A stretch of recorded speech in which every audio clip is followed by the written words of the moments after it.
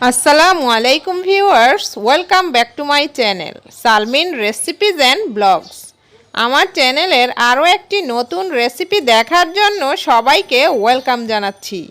আমার আজকের রেসিপি লাল শাকের টক।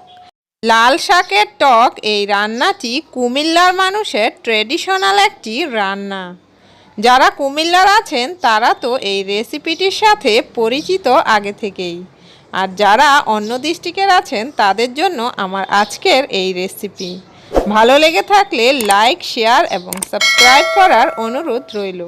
চলুন দেখে নেই। প্রথমে আমি একটি মশলা তৈরি করে নিব। এজন্য ছোট সাইজের দুটো পেঁয়াজ নিয়েছি আর 3 থেকে 4 টুকরো রসুন নিয়েছি। এবার এই মশলাটা ব্লেন্ডারে ব্লেন্ড করে নিব।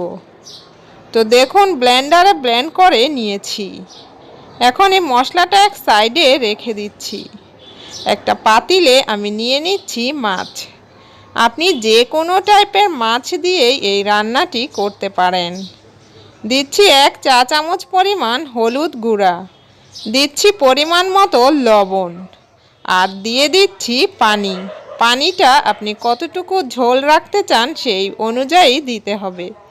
এখন দিয়ে দিচ্ছি রসুন পেঁয়াজের পেস্ট। এবার দিয়ে দিচ্ছি টক ফল চালতা। আপনি চাইলে যেই কোনো ধরনের টক ফল দিয়েই এই রেসিপিটি করতে পারেন, যেমন জলপাই, কামরাঙা, আম, তেঁতুল ইত্যাদি টক জাতীয় যে কোনো ফল দিয়েই রান্না করতে পারেন। দিয়ে দিচ্ছি 3 থেকে 4টি কাঁচামরিচ। কাঁচামরিচগুলো ফেরে তারপর নিয়েছি। এবার ঢাকনা দিয়ে ঢেকে চুলার আঁচটা হাই রেখে রান্না করছি 5 মিনিটের মতো। আজকের এই টক রান্নায় কোনো রকম তেল কিন্তু ইউজ করব না। তেল ছাড়াই আজকের এই রান্নাটি হবে।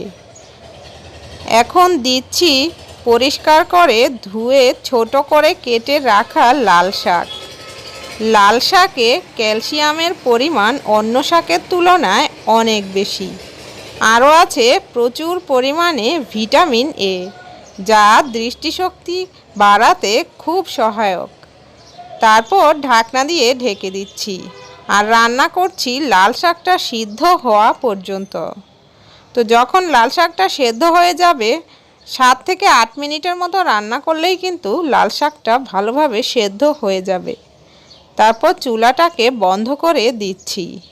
রান্না কিন্তু হয়ে গেছে।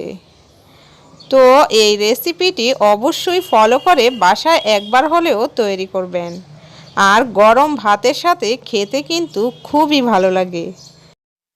এই রেসিপিটি যে কোনো ছোট মাছ কিংবা বড় মাছের মাথা দিয়েও কিন্তু রান্না করা যায়।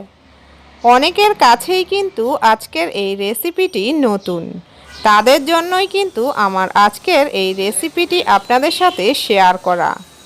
ভালো লেগে থাকলে কমেন্ট বক্সে কমেন্ট করে জানাতে ভুলবেন না, আর একটি লাইক দিতেও ভুলবেন না। লাল শাকের টক এই রেসিপিটি যদি ভালো লেগে থাকে তাহলে ফ্যামিলি এবং ফ্রেন্ডসদের সাথে শেয়ার করে দিতে পারেন। আর কী ধরনের রেসিপি পেতে চান সেটিও কমেন্ট বক্সে কমেন্ট করে জানিয়ে দিতে পারেন। যদি ভালো লেগে থাকে তাহলে চ্যানেলটিকে সাবস্ক্রাইব করে রাখার অনুরোধ রইল। দেখা হবে নেক্সট কোনো রেসিপিতে। ততক্ষণ সকলে ভালো থাকুন। আল্লাহ হাফেজ।